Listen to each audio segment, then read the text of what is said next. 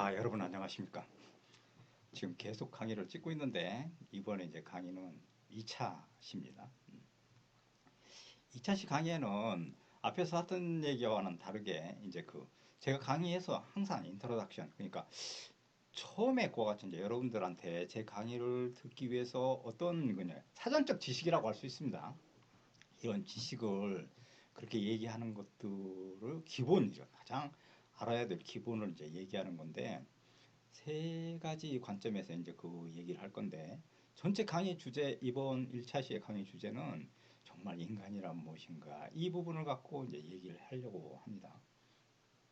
실제로 이제 인간이란 무엇인가, 이제 이 문제는 정말 그게 아무것도 아닌 것 같습니다. 그러니까 생각해보면 여러분들도 다 인간이란 무엇인지 모르는 사람은 없을 것입니다. 다 여러분들 알고 계신데, 실제로 제일 중요한 부분은 정말로 인간에 대한 본질, 그런 것들을 잘 이해하셔야 한다는 겁니다. 대학 다니고 이게 이제 여유가 좀 있을 때, 그리고 한참 이제 살아가야 될 초기 단계, 그러니까 전반부 단계에서는 이런 고민을 대학 다닐 때 한 번쯤은 꼭 하셔야 된다 하는 겁니다. 그래서 가령 예를 들면 이렇습니다. 여러분이 이제 그 전문가가 돼가지고, 가령 예를 들면 전문가가 돼서 돈을 엄청 벌었다고 생각해 봅시다. 1,000억을 벌었습니다. 근데 정말 인간이란 무엇인가를 모르게 되면 언제 이제 그 친구와 그렇게 이제 했는데 그 친구를 파악하지 못해서 정말로 한 번에 사기를 당해가지고 완전히 망했다.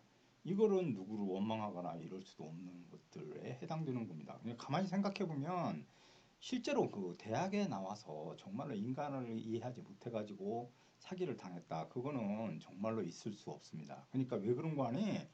그 인간에 대한 그런 이해를 대학 다닐 때 고민해가지고 이해해놨다면 미리미리 대처해서 그런 상황을 슬기롭게 헤쳐나갔을 건데, 그러지 못했다는데 이제 문제가 있다는 겁니다. 그래서 이번 학기 동안, 한 학기 동안은 여러 주제를 갖고 우리가 다양한 얘기를 하겠지만, 가장 본질로 돌아오면 정말 인간이란 무엇인가, 이 문제를 갖고 한 학기 동안 고민을 하고, 이걸 통해서 여러분들은 많은 이제 그러니까 인문적 소양과 그다음에 살아가는 지혜, 이런 것들을 배우셔가지고 그걸 잘 적용하시기를 이제 부탁드립니다. 실제 인간이란 이제 무엇인가, 이 문제를 갖고 우리가 좀 얘기를 해보면 이제 여러 가지 이제, 그러니까 우리가 한 5천 년의 역사를 갖고 있는데 살아가면서 다 한마디씩 나눴습니다. 그러니까 인간이란 무엇인가, 이 문제에 대해 가지고 어떤 사람들은 뭐 정치학과에서는 정치적 동물이다, 물론 사회학과에서는 사회적 동물이다, 이렇게 얘기하겠죠. 그러면 이제 기계과에서는 뭐라고 했을까요? 이 기계과에서는 인간은 기계적 동물이다, 이렇게 얘기하려니까 창피하니까 인간은 기계다, 이래 놨습니다. 제가 얘기하다가 막 웃었는데, 그럼 식품영양학과에서는 뭐라고 했을까요? 식품영양학과, 인간은 식품이다, 뭐 이렇게 고차적으로 얘기하지 않고 인간은 감자다, 이랬습니다. 그러니까 실제로는 정치적 동물부터 감자까지 다 그렇같이 정의했지만, 우리가 다시 돌아와 가지고 정말 인간이란 무엇인가 이렇게 물었을 때 그거에 대한 정확한 답, 그러니까 본질에 가까운 답을 하는 사람들은 정말로 찾아보기가 힘듭니다. 만약에 여러분들이 인간이란 무엇인가, 이 문제를 완전히 이해했다면 이 수업은 들을 필요가 없습니다. 실제로는 가만히 생각해 보면 인간이란 무엇인가, 이 문제는 정말로 우리가 죽을 때까지 공부하고 고민하고 그렇게 되는 그러는 것이라고 이제 말씀드릴 수 있습니다. 따라서 이번 학기 동안에 정말 인간이란 무엇인가, 이 문제를 갖고 이제 다 같이 이제 좀 고민하면 이제 그렇게 할 건데, 실제로 우리가 이제 이 부분을 전체를 다 이제 얘기할 수는 없는 겁니다. 그래서 인간이란 무엇인가, 이 부분에 대해서는 세 가지 파트로 우리가 나눠서 그 문제를 짚어보고 사회적 구조와 연관시켜서 우리가 살아가는, 그러니까 우리 시대를 좀 이해하고 그다음에 이제 어떻게 살 건가, 그런 고민을 하고, 특히 자신을 갖다가 그와 같이 정립했다면 타인을 어떻게 그와 같이 구분하고 그다음에 그와 같이 할 것인지, 이런 고민, 이러는 것들이 이제 제일 중요한 거라고 할 수 있습니다.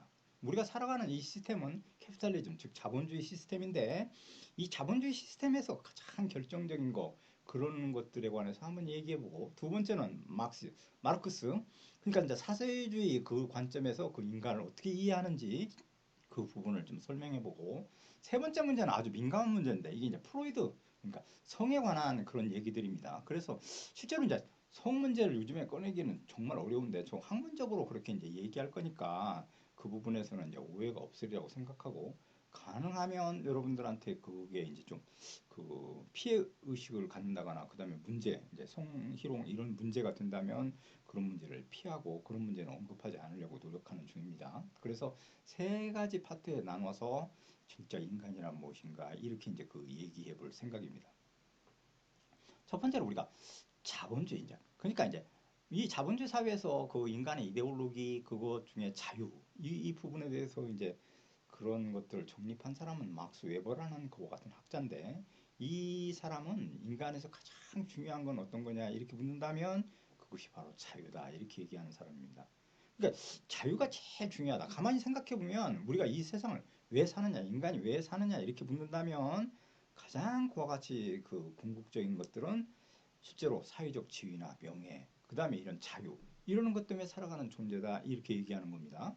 근데 이 자유는 가만히 생각해 보면 자본주의의 핵심인 건데 이게 이제 그 간단하게 얘기하면 경쟁입니다. 경쟁. 경쟁을 통해서 그 경쟁 관계를 그와 같이 이루어 가지고 그렇게 이제 그와 같은 것들을 만들어 가는데 경쟁을 통해 가지고 사회 생산성을 이끌어내고 효율성을 높이고 그렇게 되기 때문에 전체가 그와 같이 그잘 산다 이제 이렇게 이제 얘기가 되는 겁니다. 그래서 시장의 원리에 따라서 수요와 공급이 결정되고 그것에 따라서 효율성이 높아지는 사회. 그러니까 자본주의는 그 여러 가지에서 사회적인 총체적인 생산량과 그다음에 대량 생산 여러 가지 생각해 보면 가장 효율적인 방법이라고도 얘기해 볼 수 있습니다. 그래서 여기는 이제 효율적이고 가장 장점인 것들은 다 이미 이제 그 여러분들 고등학교 과정까지 다 배우셨기 때문에 그것보다는 여러분들이 이제 들어보지 못한 그런 여러 가지 얘기들을 통해서 그런 것들을 한번 정리해 보고 그런 시각에서 다른 각도에서 그러면 자본주의라는 것들을 이해해 볼 수 있지 않나 이제 이런 생각을 갖고 그런 것들에 대해서도 얘기해 볼 생각입니다. 그 이 사회에서는 가만히 생각해 보면 제가 이제 그런 얘기를 하기는 좀 그렇지만 우리나라는 정말로 가만히 생각해 보면 이 사람들이 돈을 벌게 되면 대부분 뭘 하는 걸까 이제 그런 생각을 하게 됩니다. 그러니까 이 연예인이랄지 이 대부분의 사람들 요즘에 와가지고 자기들이 그 건물주가 돼서 이제 그 코로나가 오면서 이제 그 돈을 못 버는 그 임대업자들한테 이제 그 임대료를 감면해주고 뭐 이러는 것들이 선행처럼 지금 돼가지고 많은 연예인들이 거기에 참여하고 있습니다. 그러니까 뭐 이게 실명을 거명하면 그렇게는 하지만 뭐 김태희를 비롯해서 비도 그렇고 뭐 원빈도 그렇고 뭐 많은 그런 그 연예인들이 그 이제 서장훈을 비롯해서 모든 연예인들이 그 임대료를 이제 낮추었다. 이제 이게 자랑스럽게 얘기되는 것들입니다. 물론 이제 그 부분 중에서는 우리가 이제 그걸 인정합니다. 그러니까 인정을 하는데 생각을 해보면 가령 이제 어떤 그 농구를 예를 들면 이 농구로 해서 돈을 많이 벌어가지고 이제 그 빌딩을 사는 건 그건 이제 괜찮습니다. 그러니까 그럴 수도 있습니다. 그렇지만 그 농구를 했던 그런 재능과 그러는 것들은 사회적으로 환원을 해야 되는 겁니다. 가령 예를 들면 농구를 한 사람들은 그런 재능을 이용해서 돈을 벌었었는데 그게 이제 농구 코치를 한다거나 농구에 관련된 사업을 한다거나 이렇게 해가지고 자기 능력을 더더욱 개발시켜서 나가야 된다는 겁니다. 근데 우리 사회는 가만히 들여다보면 그냥 연예인도 그렇고 그렇게 해서 건물 하나 딱 사놓으면 그거는 이제 아무 일도 하지 않고 그렇게 해도 아무런 부담이 없는 그런 사회가 됐다는 겁니다. 그게 제가 이제 10년 전에 그 신월동에 그 6층짜리 건물을 가진 사람 얘기를 듣고서 깜짝 놀랐는데 그 사람은 6층의 그 건물에서 한 달에 임대료가 3천만 원씩 나온다는 겁니다. 3천만 원씩? 그럼 한 달에 임대료가 3천만 원씩 나오면 가만히 생각해 보면 한 달에 3천만 원이 들어오는데 일할 필요가 없는 겁니다. 그러니까 일할 필요. 그러면 우리가 한번 강남대로를 한번 달려보십시오. 거기에 그 많은 건물들이 있는데 그 건물주들은 정말 어떨까 하는 겁니다. 그 건물주들 아무 일할 필요가 없게 되는 겁니다. 그러니까 여러분도 마찬가지입니다. 여러분 중에 건물이 있는 사람들은 대학에 굳이 나와서 다닐 필요가 없게 되는 겁니다. 왜 대학에 나와서 다닙니까? 살아가는데 아무런 그랬던 것들이 없는데 그러니까 이 부분이 건물만 있으면 정말로 잘 사는 그런 시스템의 사회가 됐고 이것이 저는 문제다 이제 이렇게 생각합니다. 그러니까 가령 예를 들면 이게 왜 나쁘냐? 나쁘다고는 할 수 없지만 그게 문제가 있다는 겁니다. 그게 왜 문제가 있는 거 아니? 실제로는 우리가 피케티가 얘기하는 세습 자본주의 그 관점에서 들여다보면 노동에서 돈을 버는 것보다는 그걸 갖다 투기하거나 그다음에 이제 뭐 그러는 그러니까 이제 투기하는 그러니까 투자를 하거나 이러는 것이 훨씬 더 이제 잘 살게 만드는 그러니까 그것이 훨씬 더 돈을 많이 벌게 하는 쉽게 얘기해보면 그런 사회로 이제 우리가 진입했고 그러는 것들이 어느 정도 차단되어야만 한다. 그러니까 가령 예를 들면 실제로 이제 미국 사회나 그냥 합리적인 그 자본주의를 추구하는 유럽 사회 이런 데를 살펴보면 실제로는 거기 있는 많은 사람들은 그렇게 건물을 살려고 그렇게 하지 않는다는 겁니다. 왜 그럴까 하는 겁니다. 그거는 이제 이런 방식으로 설명해 낼 수 있습니다. 제가 그 미국 사회에서 이제 그런 강의를 들었는데 거기 중에 이제 카네기나 록펠러라는 미국의 아주 유명한 재벌들이 있지 않습니까? 그런 재벌들은 그 많은 돈을 자식한테 물려주지 않는답니다. 그건 전 너무 그 당시에 깜짝 놀랐습니다. 왜 그거를 자식한테 물려주지 않을까 이런 생각을 했습니다. 그래서 이제 이런 것들을 학생들한테 질문해 보면 여러 가지 얘기를 합니다. 그러니까 뭐 자립심을 키우기 위해서 그렇다, 뭐 독립심을 키우기 위해서 그렇다. 이렇게 이제 간단하게 얘기하는데 실제로 그냥 독립심을 키우는 건 간단합니다. 만약에 우리가 10억을 줘서 사업을 시켰는데 그걸 망하면 이번엔 50억을 주고 50억 갖고 망하면 100억을 주고 100억이 망하면 1000억을 주고 이렇게 해서 끝까지 성공할 때까지 그렇게 하면 독립심은 저절로 생겨나는 겁니다. 그러니까 그 자립심이 그런데 그런 방식을 택하지 않고 그걸 다 같이 사회에다가 환원한다. 그러니까 뭐 이렇게 한다는 겁니다. 그 왜 그럴까? 이제 그렇게 하면 정말로 미국의 그와 같은 제도랄지 합리적인 자본주의를 추구하는 유럽 사회 이런 데서는 상당히 그걸 갖다가 상속하면 막대한 세금을 때립니다. 그러니까 그 미국은 제가 알기로는 그 전체 상속액의 90%를 거의 국가가 가져가고 한 10% 정도가 이제 자식한테 상속된다는 겁니다. 그러니까 그런 합리적인 제도를 만들어 놓으니까 미국은 어떤 거 하니? 그러면 자식한테 그 돈을 물려주는 거 국가가 90%를 세금으로 가져가는데 겨우 10%를 물려주니까 차라리 자기가 벌었던 그 많은 돈들을 사회에다 자기 이름으로 환원하겠다. 그래서 제가 몇 년 전에 들어보니까 워싱턴에서 최고의 갑부가 그 전 재산을 수도 사업국에 줘서 워싱턴에 사는 모든 시민들이 맑은 물을 먹을 수 있게끔 그렇게 만들겠다. 이제 이렇게 이제 했다는 겁니다. 그런 의미에서 보면 우리나라 사회도 세습 자본주의 그러는 시스템으로 가기 전에 전 단계에서 과감하게 직접세를 많이 때려가지고 실제로 그런 부분에서 그러니까 쉽게 얘기해 보면 블랙머니. 그러니까 이제 지하의 그 음성 자금이랄지, 그다음에 이제 상속되는 그런 부를 차단해서 모두가 공정한 경쟁 그런 것들이 돼야 된다. 요즘 이제 공정성이 이제 강조되다 보니까 여러 가지 이렇게 똑같이 달려보자 이제 이게 한국 사회 이제 그 얘긴데 자본주의 논리인데 똑같이 뛰다 보면 우리나라 사회는 이미 50m 앞에서 뛰는 사람들이 많고 1, 2, 3등이 이미 결정 나가지고 뛰어보나 마나 그거는 1, 2, 3등. 회장 아들은 회장이고 의사 아들이 의사고 교수 아들이 교수고 연예인 아들은 다 연예인이 되는 그런 암담한 사회는 정말로 그거는 이제 공정성이 깨트려지는 그러니까 희망이 없는 그런 사회인 겁니다. 따라서 부가 세습되는 걸 적절하게 차단하지 않으면 사회는 공정성 상실하게 될 거고 그 부분이 제일 위험 사회라고 우리가 얘기해 볼 수 있다는 겁니다. 다르게 얘기해 보면 우리가 정치적으로는 자유민주주의 그러니까 이런 걸 시스템을 추구해 가지고 촛불혁명을 일으켜서 정치적으로는 어느 정도 그 성과를 낸 게 사실입니다.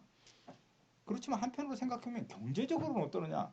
경제적인 문제에서는 아직도 민주주의가 상당 부분 미흡한 상태고 이제 초보 단계에 있다. 저는 이렇게 이제 이해한다는 겁니다. 그래서 실제로는 그런 부분을 갖다가 해결하지 않으면 한국 사회는 정말로 좀 문제가 있는 그런 시스템의 사회다. 이제 이렇게 생각해 볼 수 있는데 그럼 자유를 갖고 우리가 이제 생각해 보면 이렇게 이제 여러 가지 생각을 해볼 수 있습니다. 그럼 자유란 정말 자유를 갖고 우리가 우리 사회를 그와 같이 얘기해 보면 실제로 한국은 이제 그래픽화 해보면 자유의 양을 그래픽화 해보면 어떤 사람은 자유의 양이 이렇게 많습니다. 자유가 어떤 사람은 이제 그 적고 어떤 사람은 아주 적고 이런 관계로 이제 나타나서 정말로 자유의 양을 그래픽화 해보면 다 자유의 양들이 다르다는 사실을 우리가 알 수 있습니다. 그러면 이제 한국 사회에서 가장 자유스러운 사람은 누굴까 하는 겁니다. 그러니까 이 여러 가지 고민을 하고 그런 자유로운 생각과 그런 의문, 그러니까 왜 그렇게 되는가 하는 것들을 항상 생각해 봐야 되는데 가만히 생각해 보면 한국 사회에서 제일 자유스러운 사람. 저는 이제 학생들한테 이제 수업 방식 중에 소크라테스 삼파법이라고 그래가지고 계속 좀 질문을 하고 학생들과 많은 대화를 하려고 노력하는 중입니다. 그래서 그 틀려도 좋고 그걸 대답 못했다고 해서 제가 점수를 깎는다거나 이런 일은 일어나지 않기 때문에 아무렇게나 대답해도 좋습니다. 그래서 이제 이렇게 쭉 대답을 하면 많은 학생들은 한국에 제일 그렇게 이제 자유스러운 사람은 거지라는 답변을 하는 학생이 많습니다. 근데 이제 그 거지라고 하면 여러분들이 그 거지의 세계를 잘 몰라서 그렇습니다. 제가 대학 다니며 할 일이 없어서 서울역에 가서 거지들을 관찰했는데 그 거지들도 이렇게 구역, 섹터가 있습니다. 그래서 자기 구역에서 건너가 다른 구역으로 가면 다른 거지나 왕초한테 얻어맞고 자기 구역으로 돌아올 수밖에 없는 한국의 거지는 거주 이전에 자유가 없습니다. 그러니까 이제 그 거지는 그 안에서만 활동할 수밖에 없기 때문에 정말 자유롭다고 얘기할 수 없습니다. 어떤 학생은 아기들이 제일 자유스러워요. 근데 그 아기들은 방 안에서만 자유스러운 겁니다. 그래서 한국은 정말로 자유스러운 사람이 누굴까 이렇게 묻는다면 실제로 우리가 생각해 보면 제일 자유스러운 사람은 돈이 많은 사람입니다. 진짜로 그렇습니다. 돈이 많으면 오늘도 기분이 꿀꿀하다 이러면 LA에 그렇게 비행기 타고 날아가서 빠친코 하는 데 가가지고 하루에 10억을 써도 아무 부담이 없는 남자. 거기서 그것도 질리면 이제 말레이시아나 이제 이런 데 날아가가지고 공발바닥 웅담 먹고 한국에 돌아와서 에브리데이 썬데이인 사람. 이게 진짜로 자유스러운 사람입니다. 그러니까 실제로 자유란 그냥 우리가 법적으로 그다음에 제도적으로 법률적으로 모든 것들이 다 한국은 자유롭다. 이제 이렇게 얘기하지만 실제로 돌아와서 생각해 보면 자유는 무엇에 비례하느냐? 그거는 진짜로 우리가 생각 본질은 자기 사유재산, 그러니까 자기가 갖고 있는 재산에 비례한다. 이렇게 얘기할 수 있습니다. 충격적인 것 같지만 그게 진실입니다. 그러니까 실제로 돈이 많은 사람이 자유롭다 이렇게 얘기하는데 그 자기의 사유재산, 그러니까 돈이 많으냐 적으냐 이런 차이에 의해서 자유롭냐 자유롭지 못하느냐 이것이 결정되는 사유다 이렇게 이제 얘기해 볼 수 있다는 겁니다. 근데 이제 그것 중에 이제 그럼 이제 거기까지 그 고민을 하고 나면 실제로 그러니까 자유롭다 이렇게 했지만 실제로는 자유롭지 않고 자기의 사적 재산 그러니까 사유 재산에 따라서 자유롭냐 자유롭지 못하냐 이것이 결정되는 사회 이 시스템 사회이기 때문에 이 부분을 갖고 우리가 고민해 보면 자본주의의 모순 이런 것들을 금방 이해하게 됩니다. 그러니까 쉽게 얘기해 보면 정말로 저도 그 기사를 읽고 진짜 그런 일이 있었나 했는데 압구정동의 어떤 아줌마는 이렇게 한답니다. 3천만 원짜리 그 명품 가방을 준비한 다음에 빨주, 노초, 파남 뭐 이렇게 무지개로 7가지 색깔을 준비한 다음에 월요일은 빨간색 갖고 가고 그다음에 화요일은 파란색 들고 나가서 자랑한다는 겁니다. 근데 제가 생각하기에 우리 주변에 많은 제가 본 아줌마들은 대부분 3천만 원짜리 명품 가방이 어떻게 생겼는지도 모를 뿐만 아니라 실제로 평생 동안 한 번도 들어보지도 못하고 죽어가는 그와 같은 것이 바로 현실이라고 얘기할 수 있습니다. 그래서 실제로 생각해보면 한국의 그와 같은 자본주의의 가장 커다란 그 모순은 실제로 돈은 많은 사람들은 너무 돈이 많고 돈이 없는 사람은 너무 없는 貧부의 격차 문제가 아주 고아지 심각하게 나타난 거라고 얘기해 볼 수 있습니다. 그러니까 빈부의 격차 이 문제를 효율적으로 해결하는 것들이 정말 중요한데 그 부분이 자본주의 사회에서 경쟁 그걸 통해 갖고 효율성은 달성했지만 잘 사는 사람은 너무 잘 살고 못 사는 사람은 너무 못 사는 그런 시스템의 사회로 갔다는 것에서 문제의 그 심각성이 있습니다. 따라서 이거는 이제 정치적으로는 우리가 민주주의를 이루어가지고 자유롭게 어떤 얘기들을 하고 댓글을 달고 자기 의사 표현과 그 다음에 여러 가지 그 자기 의견을 개진해 갖고 얘기하는 부분에서는 성공적으로 그래 정치 체계를 이제 그 이루어가는 중입니다.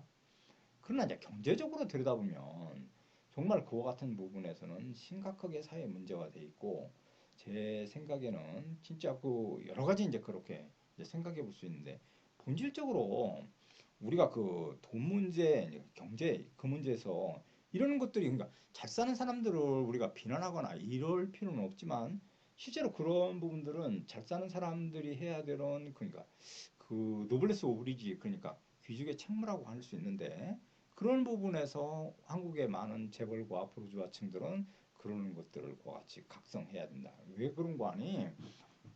제일 중요한 거는 이런 사회가 있기 때문에 개인이 그렇게 발전적이고 돈을 모을 수 있었던 거라고 우리가 얘기해 볼 수 있기 때문에 그렇습니다. 그런데 이 장치에 우리가 어떤 장치, 경쟁을 통해서 돈을 벌고 잘 살고 못 사는 거 이러는 것들은 당연하게 받아들이는 경쟁 시스템인데 그거 갖고서 그 양분시켜가지고 그러니까 부르주아와 프롤레타리아트를 나눠서 그거를 갖다 비판하거나 이러는 건 잘못된 겁니다. 그런데 제가 이제 여기서 하고자 하는 가장 핵심적인 사항은 정말 그렇게 이제 노는 사람들이 노는 사람들이 아무 일하지 않고 그렇게 하는 사람들이 잘 살고 왜냐하면 이제 열심히 노동하는 사람들이 못 사는 그런 것들을 어느 정도 이제 합리적인 방식을 통해서 이제 그러는 것들을 최소화하는 것이 가장 중요한 거다. 이제 이렇게 이제 말씀드릴 수 있다는 겁니다. 그러니까 이제 한국은 지나치게 이제 그 졸부근성이라고 그래가지고 너무 이제 급작스럽게 돈을 번다거나 투기를 해서 그러니까 부동산 이런 걸 통해 가지고 돈을 벌게 되니까 그거에 대해서 막무가내로 돈을 사용하고 자기를 과시하는 그러니까 그 과시 소비 형태 이런 것들을 보이는 것들은 정말 문제가 되는 그런 그러니까 이게 이제 졸부의 습성이고 졸부가 그렇게 자기를 과시함으로써 자기를 드러내려고 하는 그런 현상들이 한국에 보편적으로 나타나는 경우도 있습니다. 그러니까 그 부분이 이제 잘못됐다는 겁니다. 그래서 실제로는 이제 블랙머니랄지 이렇게 이제 그 좌식계급 앉아서 밥만 먹는 이와 같은 그런 방식을 차단해 가지고 그러는 것들을 효율적으로 관리해서 그렇게 이제 산업화나 이런 데 연결시켜요. 저렇게 얘기해 보면 그러는 것들 그런 자금이나 그런 블랙머니 그다음에 부동산의 고가 통해서 하는 것보다는 노동을 통해서 일을 통해 가지고 돈을 많이 버는 그런 사회로 건전한 사회로 만들기 위해서는 그런 부분들이 필요한 건데 한국 사회에서도 그런 부분에서 상당 부분 고민하고 그런 방식으로 풀어나가야 된다. 이게 이제 제가 이제 자본주의 사회에서 일어나는 장점과 단점 이거 그다음에 자유 이러는 것들에 대해서 그렇게 얘기해 본 겁니다. 근데 실제로는 우리가 이제 여러 가지 생각을 하는데 그러면 그 우리가 이제 그 약자를 돕고 가난한 것 같은 사람들을 돕고 그렇게 해서 그 사람들과 같이 가야 된다. 이제 이런 논리는 정말 어떨 때는 그게 이제 진짜 그 당연한 것처럼 그렇게 생각할 수도 있지만 한편으로 생각해 보면 제가 학생들한테 그렇게 질문합니다. 학교 다닐 때 공부를 열심히 해서 자기는 이제 그렇게 해서 정말 그 잠자지 않고 노력해가지고 돈을 벌었는데 어느 날 그 일진이 그렇게 매일 놀고 그것도 하더니 갑자기 와가지고 자기한테 1,000만 원을 빌려달라 이렇게 하면 여러분 어떻습니까? 빌려주겠습니까? 절대로 안 빌려준다고 답합니다. 그와 마찬가지로 실제로 그 공정성 그 부분과 관련시켜서도 그렇고 정말로 노력한 사람들이 잘 사는 그러니까 노력한 사람들은 더 노력해서 더 잘 사는 길을 만들어주고 약자는 그런 최대의 그와 같은 그 효과가 있는 그런 시스템을 만들어가는 것들이 제일 중요한데 그게 이제 롤스가 얘기하는 분배론적인 정의인데 그 부분에 대해서도 우리가 고민을 해가지고 합리적인 자본주의를 만들어 나가야 되는데 제 얘기는 지나치게 그 좌식 계급들이 앉아서 돈만 버는 그런 문제는 상당 부분 우리가 고려해야 된다. 정말 생각해 봐야 된다 하는 겁니다. 자본주의 문제와 이제 정바 사회는 4차 산업과 관련시켜서 조금만 더 설명을 해보면 제일 놀라운 거는 이제는 이제 AI 그러니까 이제 인공지능이랄지 사물과 우리가 경쟁하는 이 시스템 사회에서는 진짜로 그 문제가 심각한 건 이제 앞으로는 그 일자리들이 점점 줄어가지고 할 일이 없게 된다는 겁니다. 그러니까 할 일이 없다는 거. 그러니까 이제 이 전문가층들, 우리 상위계층에 일하는 사람들은 정말로 그같이 그 사람들한테는 진짜 그 필요한 일자리가 주어지지만 보편적인 것을 갖고 지금까지 돈을 벌었던 대부분의 사람들은 할 일이 없어요. 그건 다 인공지능이나 로봇에 의해서 자동화되기 때문에 설 자리가 없게 된다는 겁니다. 그럼 그런 시대에 어떻게 살아남을 것인지 이러는 것들이 고민이고 그것 중에 가장 핵심적인 사항은 이제 두 가지로 나눠지는데 하나는 데이터. 그러니까 누가 데이터를 많이 소유하느냐 이거다고 두 번째는 생명에 관련된 그 두 부분이 앞으로는 돈 벌 수 있는 기회가 많아진다. 이제 이렇게 얘기하는데 실제는 이제 그 틈새에서 그럼 다른 직업을 가진 사람은 어떠느냐? 그 부분이 이제는 무한하게 연구하고 자기 능력을 발현해야만 이제는 잘 살 수 있는 그런 시스템의 사회로 가고 있습니다. 그것이 제일 중요한 거고 그 부분이 이제 우리한테 필요한 거기 때문에 이 대학에서도 그런 거에 소양을 맞춰가지고 자꾸만 그런 부분들을 지금 강조하는 중입니다. 이것이 바로 이제 셀프 리더십이고 자기 능력을 최대화할 수 있는 그런 것과 관련돼 있기 때문에 그렇습니다. 제가 하고자 하는 얘기는 이제 자본주의와 관련시켜서 그 부분을 얘기했는데 이게 이제 그 제가 이번 2차식 강의까지 그렇게 쭉 말씀드린 것들입니다.